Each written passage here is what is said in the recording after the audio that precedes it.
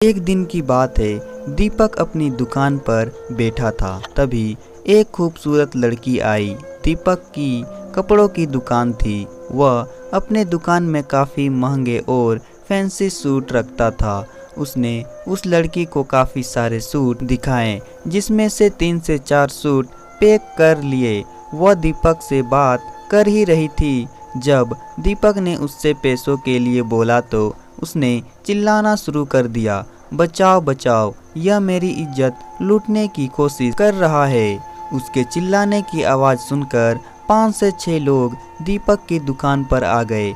बिना सोचे समझे उसे मारना शुरू कर दिया और वह लड़की आराम से सूट लेकर निकल गई। अब दीपक पूरे मार्केट और मोहल्ले में बदनाम हो गया। उसने उस लड़की को बहुत ढूंढा पर वह कहीं नहीं मिला। उस लड़की ने उसकी इज्जत को तहस नहस कर दिया। खैर, वक्त बीत गया और लोग उस बात को भूलते गए। दुकान पहले की तरह चलने लगी और दोबारा से जिंदगी पटरी पर आ गई। करीब 5 महीने बीतने के बाद दीपक अपने दुकान पर बैठा था। एक दिन उसकी दुकान पर एक बूढ़ा आदमी आया। वह दिखने में काफ़ी परेशान लग रहा था। दीपक ने उससे पूछा, बाबा क्या बात है, आपको क्या चाहिए? बेटा, घर के हालात बहुत ख़राब हैं, कुछ मदद कर दो। उसने बाबा को 30 रुपये दिए और दुआ देकर चला गया। अब वह बाबा हर रोज़ उसकी दुकान पर आने लगा। हमेशा की तरह वह कुछ न कुछ देकर मदद कर दिया करता था। एक दिन बाबा दीपक से बोले, बेटा, तुम्हारी शादी हो गई। दीपक ने ना में सिर हिलाया। बाबा बोला, मुझे तुमसे ज़रूरी काम है, उसके लिए तुम्हें मेरे घर पर चलना पड़ेगा। दीपक ने शाम को दुकान बंद की और बाबा के दुकान चला गया। बाबा दीपक से कहते जा रहे थे कि मेरी एक बेटी है, तुम उससे शादी कर लो। तुम मुझे बहुत अच्छे लगते हो। मैं तुम्हारी दुकान पर बहुत दिनों से आ रहा हूँ।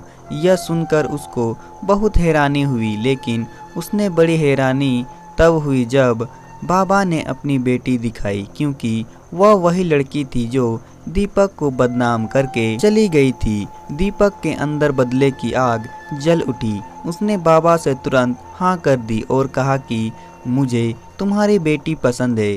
कुछ दिनों के बाद दीपक ने उस लड़की से शादी कर ली। वह लड़की दुल्हन के रूप में बहुत ही सुंदर लग रही थी। उसकी सुंदरता को देखकर वह एक पल के लिए सब कुछ भूल गया। शादी की पहली रात दीपक ने उसके साथ कुछ नहीं किया, बल्कि उसे खूब डांटा और बुरा भला कहा।